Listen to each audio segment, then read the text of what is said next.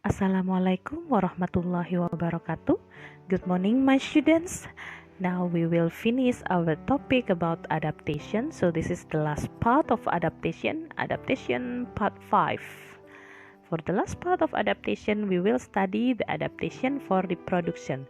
So the special characteristic, ciri-ciri yang khusus that living things have to help them reproduce, yang membantu living thing berkembang biak.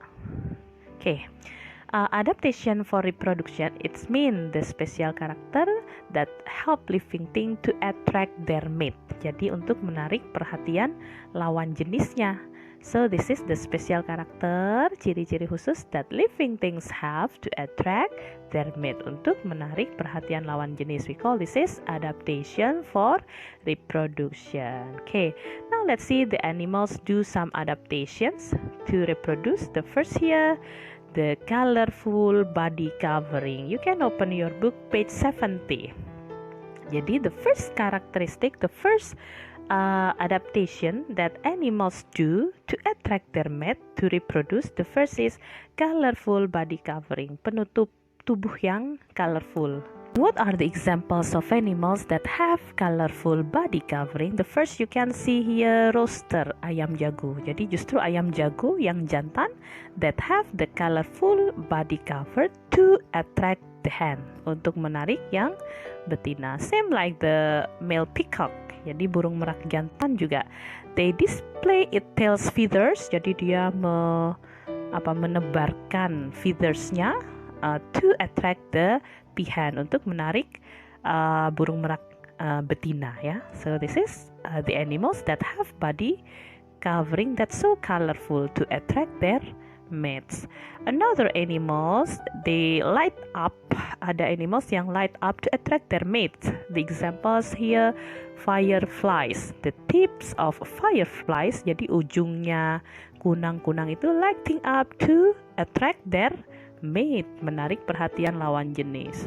And then the next adaptation that living things do to attract their mate is mating behavior. The example here, male mallard, jadi itik ya, they fighting over a female. Jadi itik jantan itu fighting over a female, bertengkar untuk memperebutkan betina. This is that happens to the mallard duck. And then the others, mating behavior, a toad croaking to attract a mate. Jadi kodok ya, dia croaking, mengorek. They make a distinct sound, membuat suara to attract their mate. This is mating behavior. The examples of mating behavior. How about the plants? What are their special characteristics that help them to reproduce? You can see here the examples. Brightly colored flowers and nectar to attract the butterfly. Jadi some plants they have brightly color, punya color yang bright, yang terang, to attract the insect, menarik perhatian insect such as butterfly. And also they have nectars. Mereka juga punya nektar. This is to attract the insect to help them to pollinate the flowers. Jadi supaya bisa membantu penyerbukan tanaman. So the plants have brightly colored flowers, punya flowers yang berwarna terang to attract the butterfly, to attract the insect, so it can help the plant to reproduce. Another plants, tanaman yang lain, they have sweet fleshy fruit, punya buah yang fleshy, berdaging, to attract the bird. If the bird eat them, then the bird disperse the seed, bisa membantu menyebarkan biji, so it can grow a new plant. So this is that happen to the plant. They have some adaptations by having the bright color flowers and also sweet fleshy fruit to help them to reproduce, to help them to attract the bird, to help them to attract the insect, so it can help them to reproduce. It can help the plant to reproduce. This is that happen to the plant. Okay, we have finished with the examples of adaptation. Now we come to the next topic. Yeah?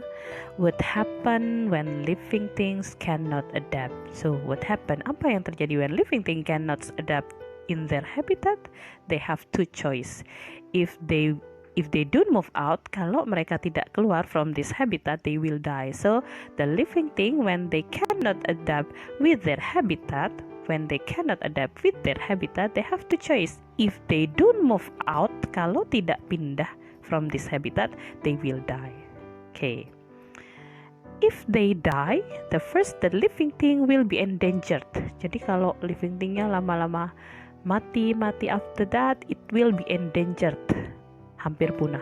When they are endangered and there is no conservation, tidak ada tindakan, tidak ada pelestarian, of course finally they will be extinct. Pada akhirnya akan punah. So when living thing die, the first they will be endangered, hampir punah dulu, and then after that when we don't do some conservation, of course finally they will be extinct. Pada akhirnya akan punah.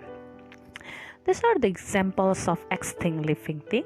Extinct, it means there are no more organism of that particular species left on the earth. Jadi benar-benar no more organism, tidak ada on the earth. So extinct, it means tidak ada satupun on the earth.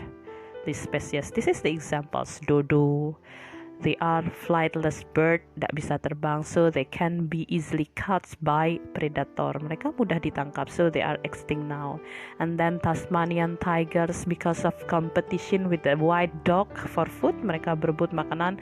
After that they extinct. And then saber-toothed tiger, this is some soft tiger extinct because of their habitat, because of deforestation, penebangan hutan. So they have no enough habitat. Jadi banyak sekali tiger itu yang extinct because of deforestation. Bali tigers ada juga ya, that come from Bali.